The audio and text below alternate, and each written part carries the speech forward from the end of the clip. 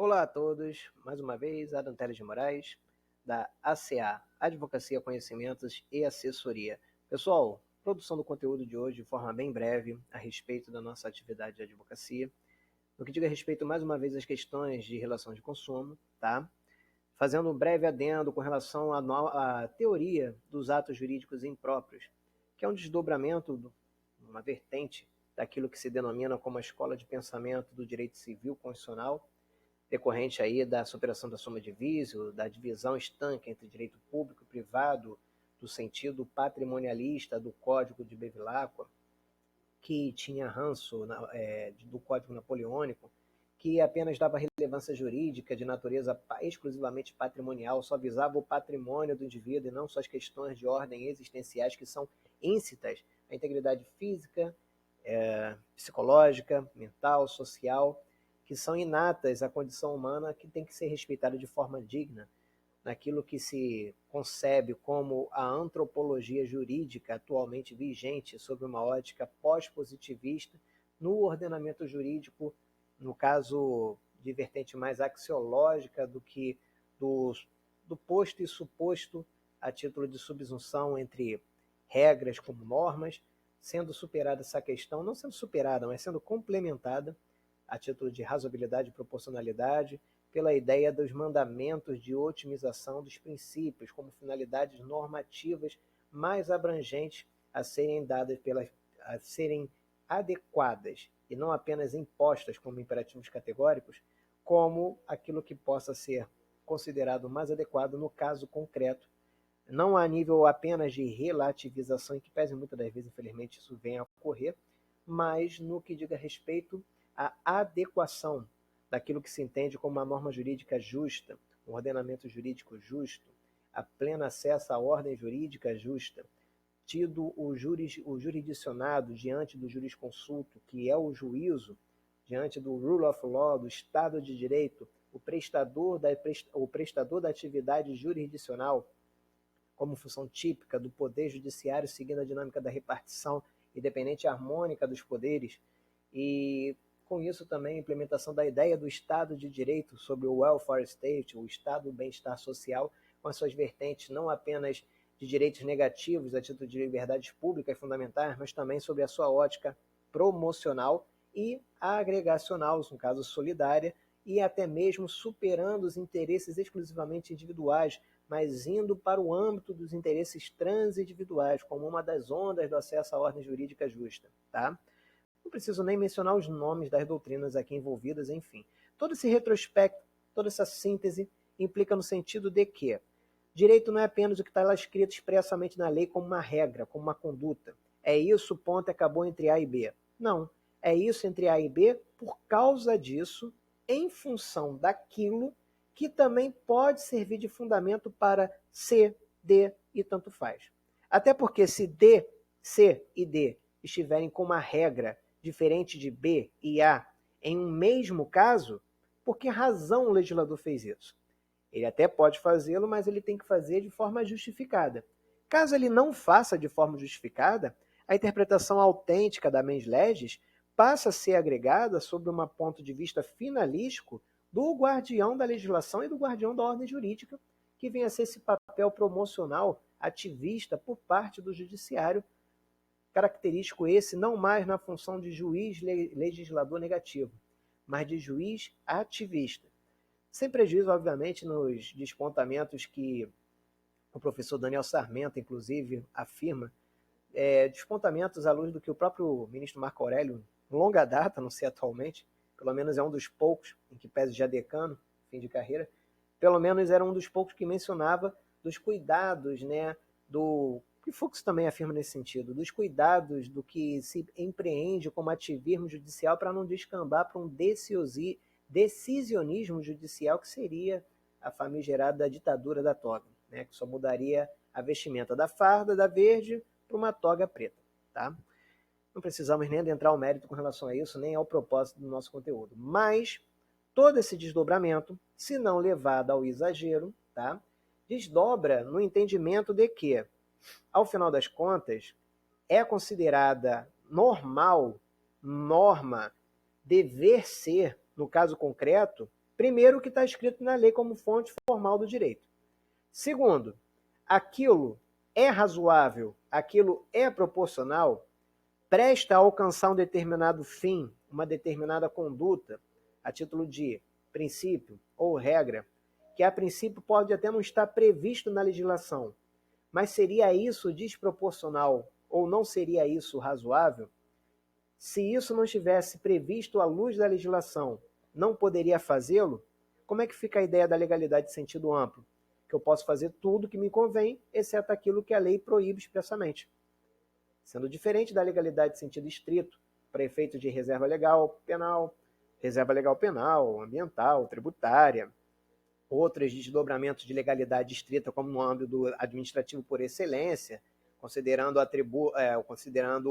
o princípio basilar, o atributo da supremacia do interesse público, enfim. Mas a legalidade em sentido amplo, a título de que tudo a princípio seja facultas agendi, exceto as normas agentes consideradas não como negócio jurídico, como livre iniciativa das pacta sunt servanda, mas apenas no que diga respeito à disposição expressa e imperiosa da lei, que me seja vedado, eu posso fazer aquilo que eu quiser propor, e quem quiser aceitar a minha proposta vai ser considerado um ato jurídico lícito, para efeito de negócio jurídico de modo geral, sem prejuízo aí dos seus elementos essenciais ou acidentais, a título de condição, encargo ou termo, que sejam considerados válidos à luz da legislação e também à luz daquilo que seja proporcional e razoável no caso concreto.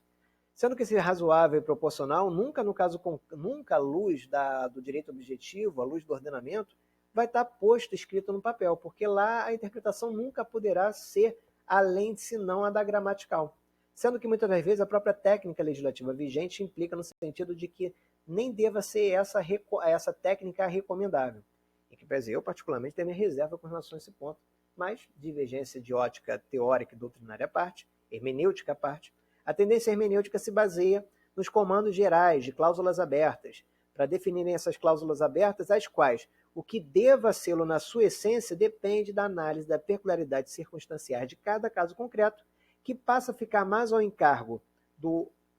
menos perigoso, do agente mais técnico, à luz da legislação, que é o jurisconsulto, que é o juízo competente investido de jurisdição para prestar atividade jurisdicional no caso concreto. A partir de sua interpretação, que, consagrada à luz de decisões reiteradas nesse sentido, fica consagrado tais conceitos à luz da jurisprudência, open use, no caso, não só apenas open legis, esse conceito, que a depender das demais formas de integração e superação de antinomia, seja nominal, virtual, até mesmo a antinomia real,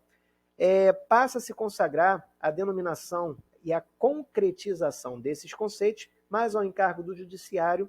considerando mais a proporcionalidade e a razoabilidade dos casos concretos, do que uma margem geral, a princípio definida à luz de toda a legislação. Tá? Então, com isso, na essência, no âmbito da teoria geral das obrigações e das responsabilidades, respectivamente Schuldhaftung, nós temos também a questão de que uma dada relação jurídica material, que não haja a devida prestação e contraprestação de direitos e obrigações dos sujeitos envolvidos, seja como credor, devedor, ativo ou passivo, isso não sendo locupletado, não se alcançando o bem comum, em regra, surte, ao menos que haja dispensa, no caso a título de submissão, ou então de relevância,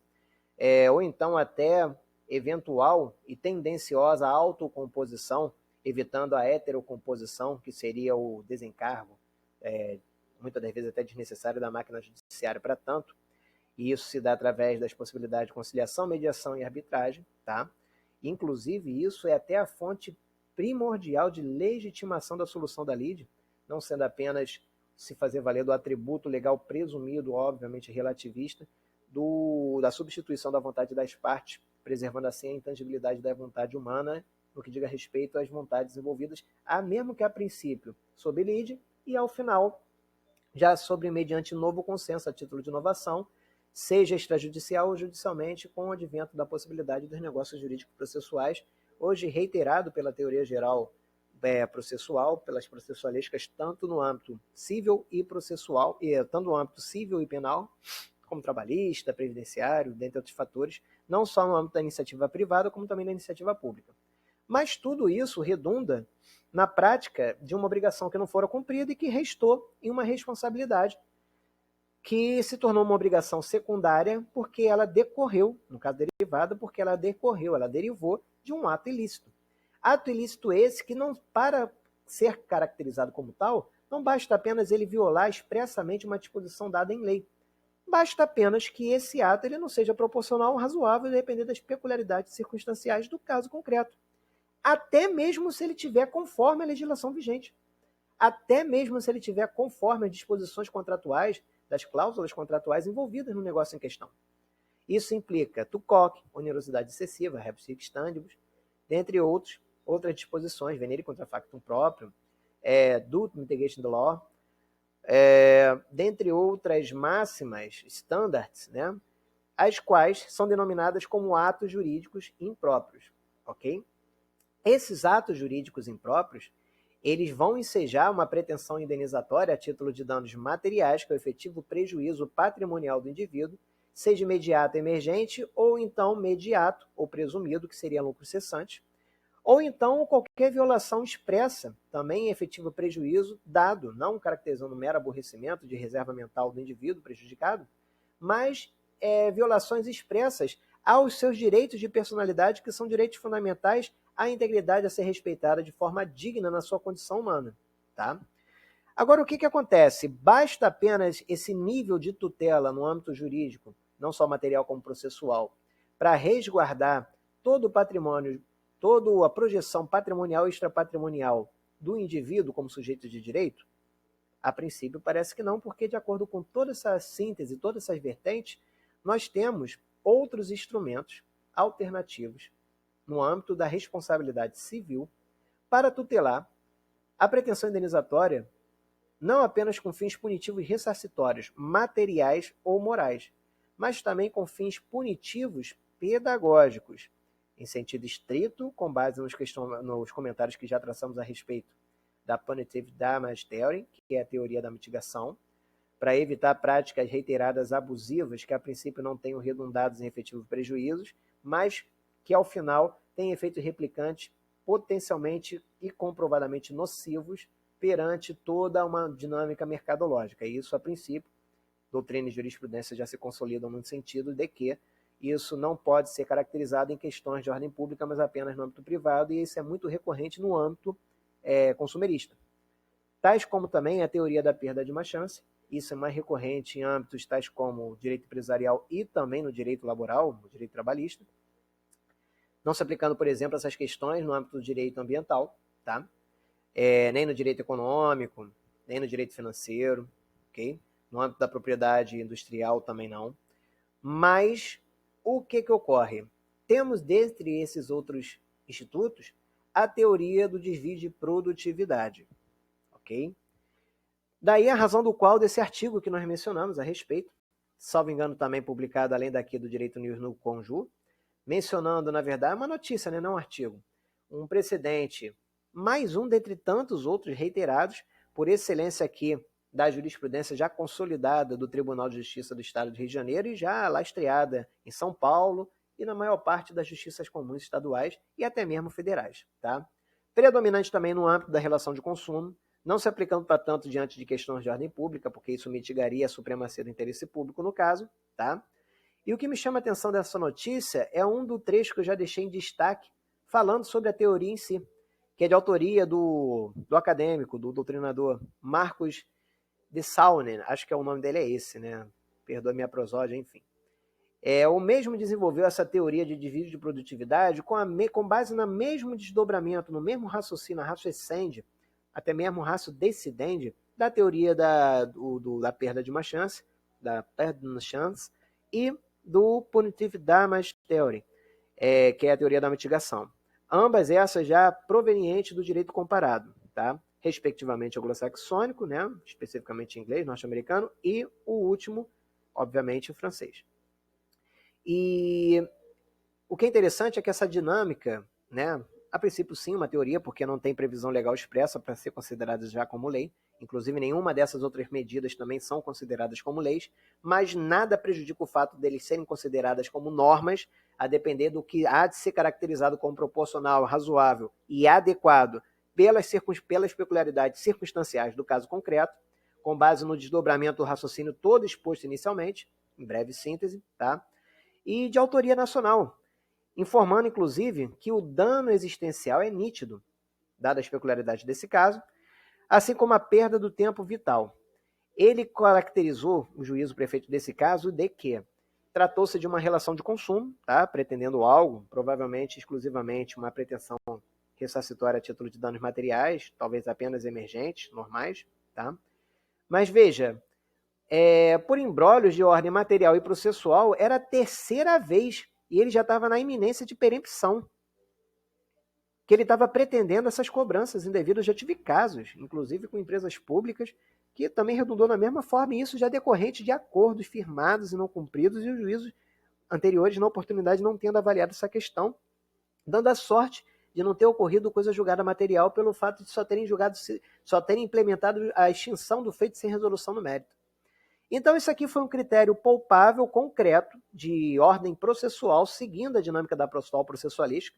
evitando o mal maior, a pretensão não só natural, mas jurídica material do indivíduo, de perder a exigibilidade desse seu direito, porque já estava em vias de ocorrer uma eventual perempção, e ele reconheceu não só a pretensão inicial ressarcitória material dele, como também danos morais,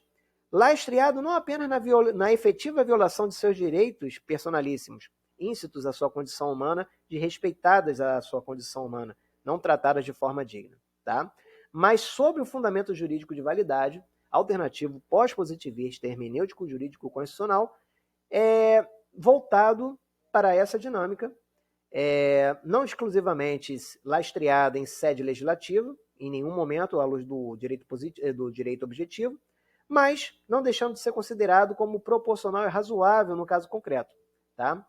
Sendo que, 3 vezes para esses fins, não tendo culpa exclusiva dele para tanto, olha, isso fez perder tempo, isso fez perder dinheiro a título de honorários, de custas, caso não tenha obtido gratuidade de justiça. E isso tudo é perda de tempo, de dinheiro, de recursos, de meios, de desígnios, as quais, por si só, em ré ipsa, caracteriza, tal como na questão da perda de uma chance, tal como na questão da teoria da mitigação, a possibilidade da concessão de danos morais nesse caso. Obviamente estimado pelo livre convencimento motivado, adequado do juízo responsável, do juízo competente do caso concreto. Ok? Jurisprudência e doutrina nesse ponto, a começar pela jurisprudência da Justiça Comum do Estado do Rio de Janeiro, inclusive. Ao longo da maior parte das jurisprudências da Justiça Comum também já consolidada essa tese, teoria do desvio de produtividade, considerações feitas sob uma ótica tanto teórica, para quem pretende a exame da ordem, inclusive, tá? Excelente síntese a respeito, como também para um efeito até praxeológico, né? Para quem tem a intenção de já querer levar em consideração a dedução disso em meio às suas pretensões, pretensões a serem deduzidas aí do dia a dia.